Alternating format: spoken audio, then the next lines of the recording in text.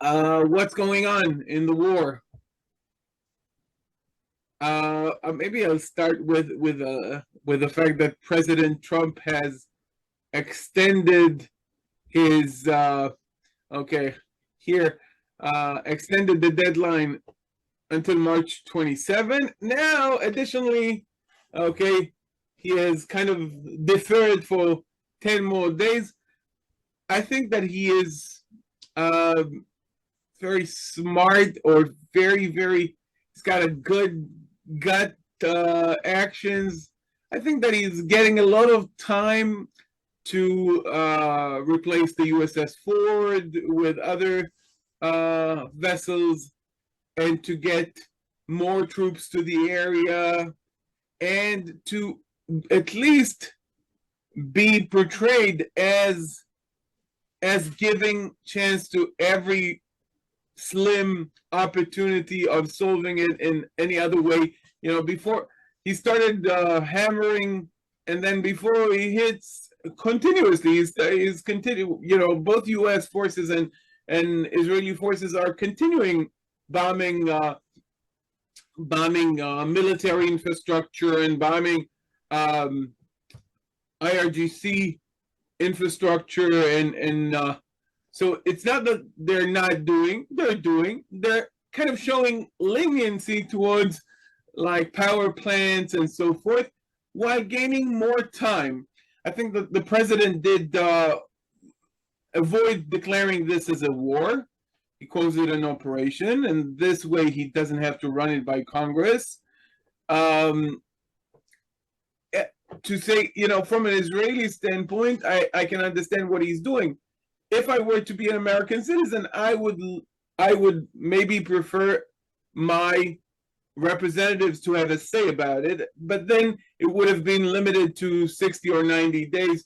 Again, according to the American system, he's got 48 hours, then he's got 60 days, then he's got 30 additional days, but that's in case of a war. Currently, he's not declaring this a war, so he might have even a little bit more. He's got until September, I think, still till he has to get a new budget from Congress.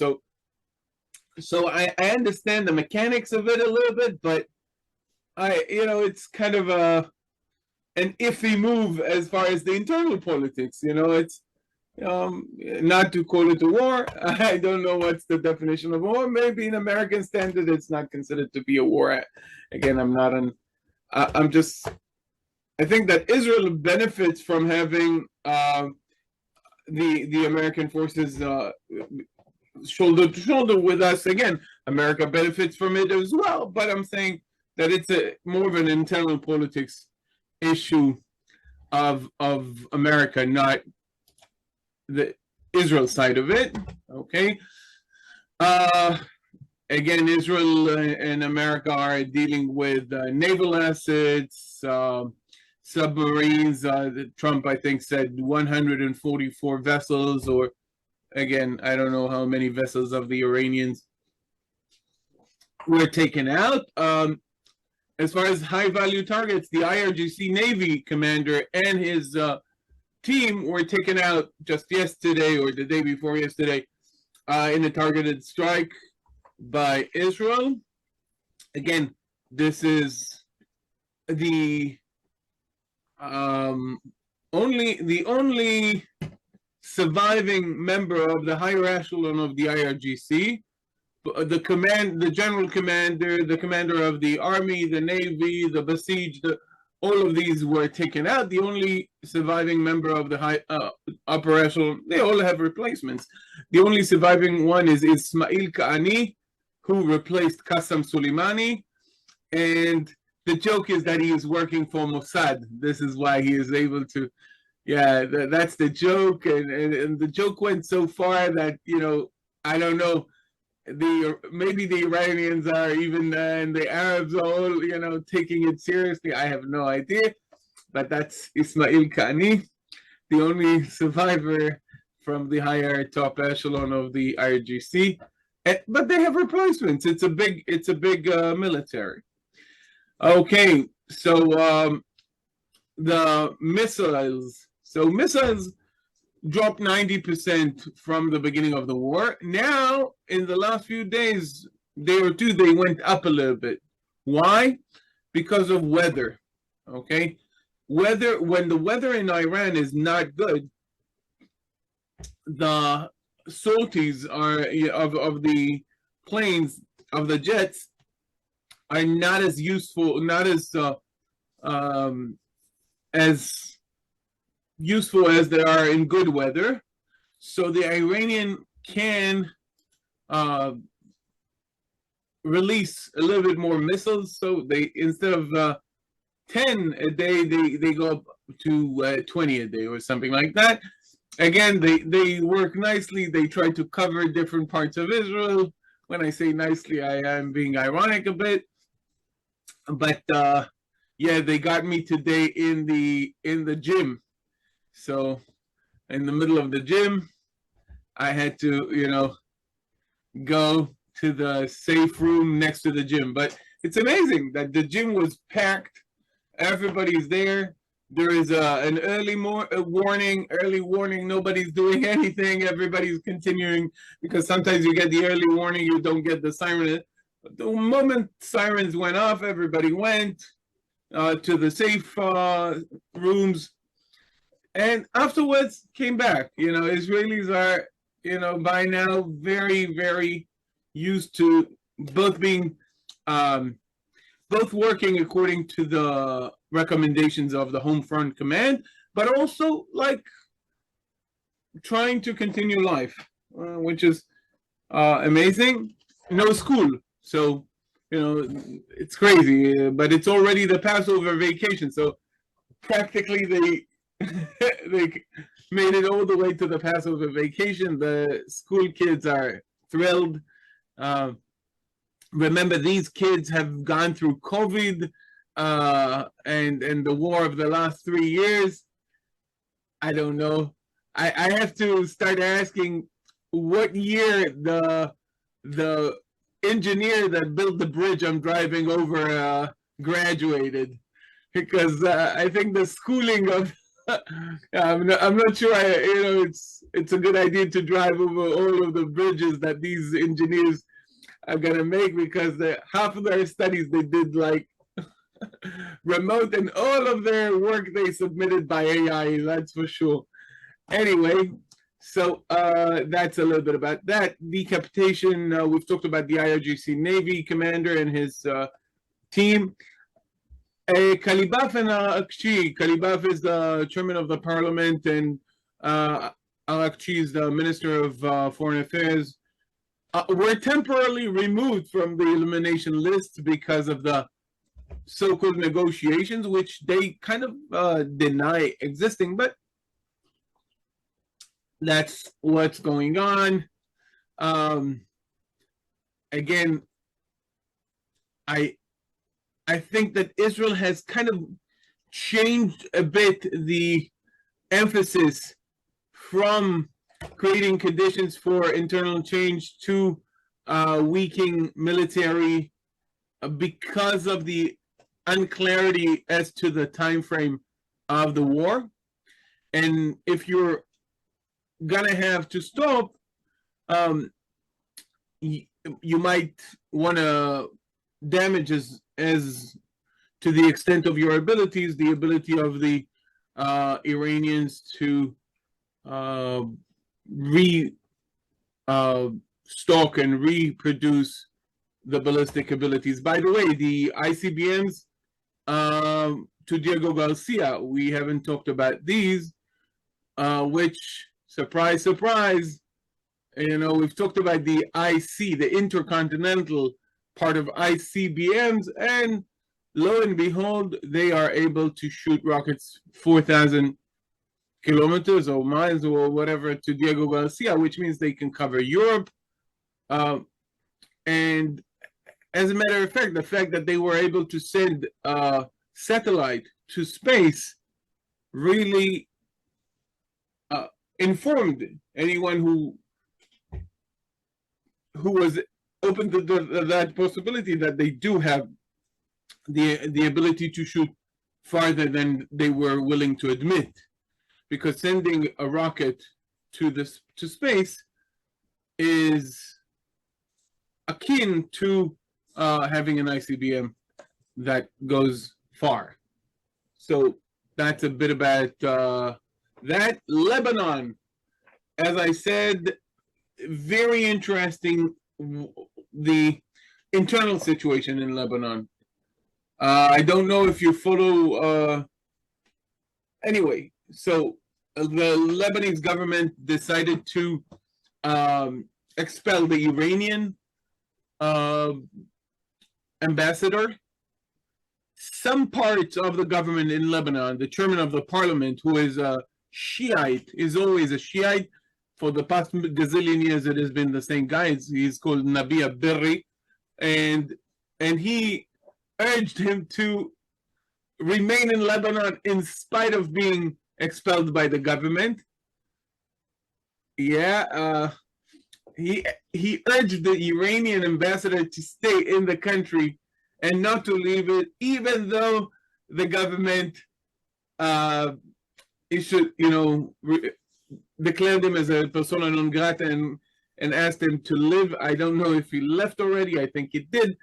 So that's a bit about the internal situation. As far as the IDF forces, a third division joined the effort, Division 162. Division 162 and Division 36, I used to be part of Division 36 when I was young and handsome. I'm not young anymore, but when I was on regular service, I was part of Division 36. And they are quite similar in their ability.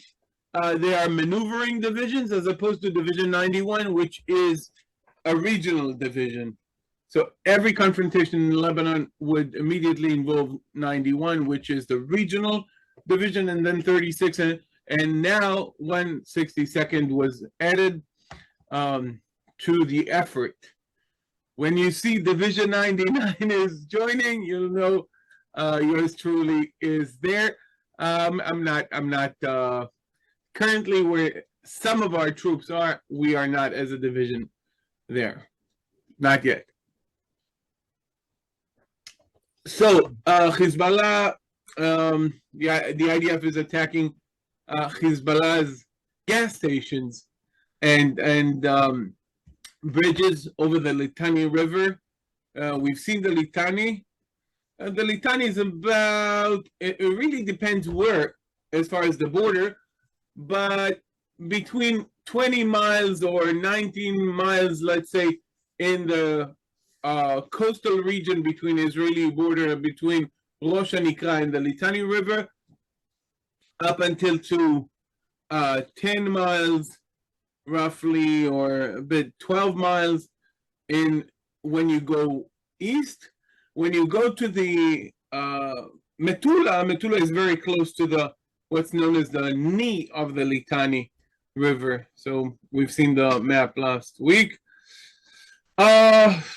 Again, ballistic missiles, we've talked about changing to 20 a day roughly because of weather conditions. And there was sometimes, it really depends what kind of a missile, the type of damage. I must tell you guys that I don't know what news you see. Most of the, the damage is really taken care of very quickly. So some of the missiles damage more, some less. It really depends. Some of them have submunitions that are smaller and so forth. But the municipalities have been working very hard to kind of bring the teams, even 100, 150 workers, and within an hour and a half, 2 hours, roads are open again. And I have my neighbor, next door neighbor, he works for a municipality, not our municipality, but one of the cities that is close to Tel Aviv, nearby Tel Aviv, part of the Tel Aviv area, one of the cities that was hit a few times, and things are done fairly quickly, and people are continuing life to the extent that they are able to here. Very resilient. Again, depends if they have a safe room in their house or downstairs or somewhere else. Yeah, it's not so easy in the big cities because, for instance, in Tel Aviv, the buildings are older. Some of the buildings are older, so you might be kind of in Tel Aviv. There is an interesting discrepancy between the society, the level, the social economical rank on the ladder that you are, and the type of safe room you have. So I don't live in Tel Aviv. So if I were to sell my house and buy something in Tel Aviv, I would have a small apartment in Tel Aviv in a building that probably doesn't have a safe room. So people might be very well to do, but they don't have a safe room because they live in the center of Tel Aviv, and their building is an old building. So it's interesting, the discrepancy between in Tel Aviv, between the higher the higher level in the social economical ladder, and sometimes the fact that they don't have a safe room in their house. Very interesting kind of a anecdote of this war. So that's about that. The island Kharg, America is bombing Greater Tunb Island, which is one of the islands within the Straits of Hormuz. I think a map would help us here, just so we see the Straits of Hormuz. I have a map of the Middle East in my car, and I was driving with the kids yesterday, and I was asking them, to find places and stuff like that. So let's use a map to show these islands. You hear Kharg, you hear Tunb, you hear all kinds of names, and let's kind of see them. So that's Israel. We're traveling today to Iran. So you can see Iran doesn't have a border with Israel, but its proxies do. That's Lebanon, militias in Syria, and Hamas here in the Gaza Strip.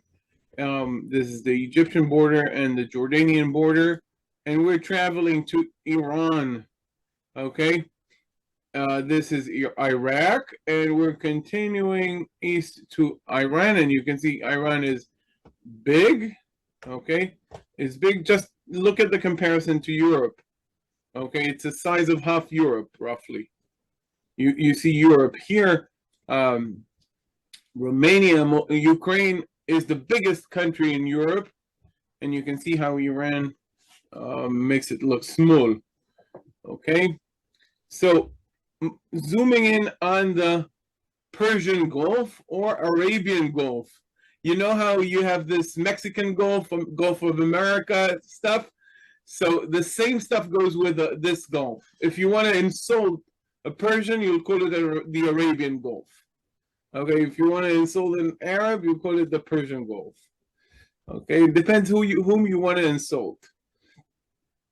Okay, so this is the Straits of Hormuz. Okay, you can see it's a smaller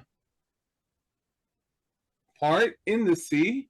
Okay, where you can see that the passage of ships is quite limited, and in near the straits, okay, you've got certain islands. You might have heard of Greater Tunb and Lesser Tunb. These are these two islands. Again, as far as the straits, these are the Straits of Hormuz. The islands within those straits have been a matter of discussion, so to speak, between the UAE and Iran. Okay, and the famous Kharg Island is closer to the inner part of the Gulf here. This is the Kharg Island.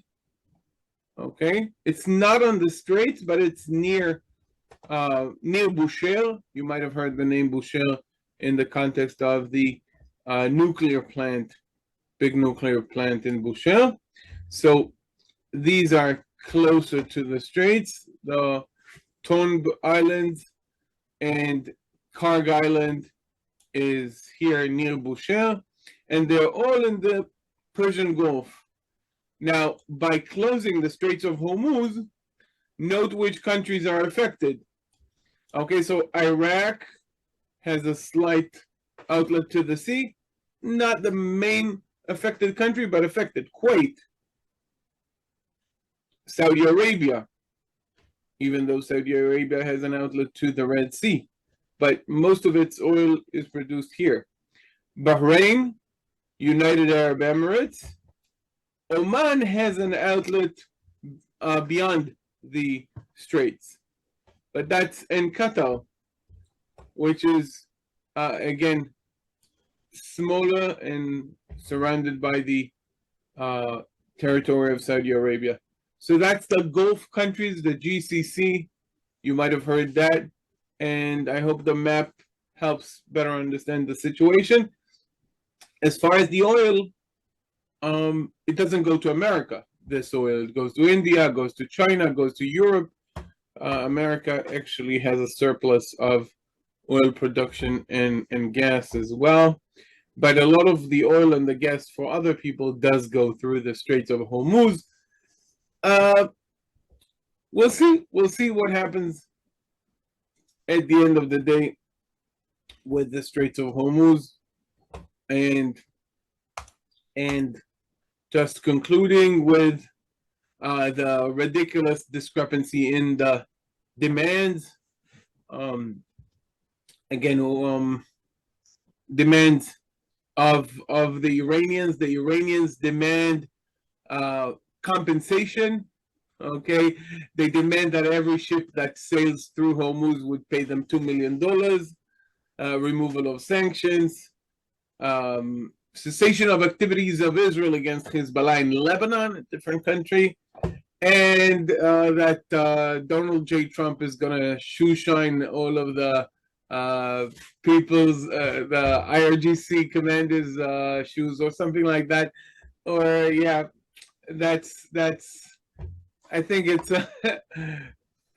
it's interesting to see what's going to happen. I'm leaving it for God to decide and for Donald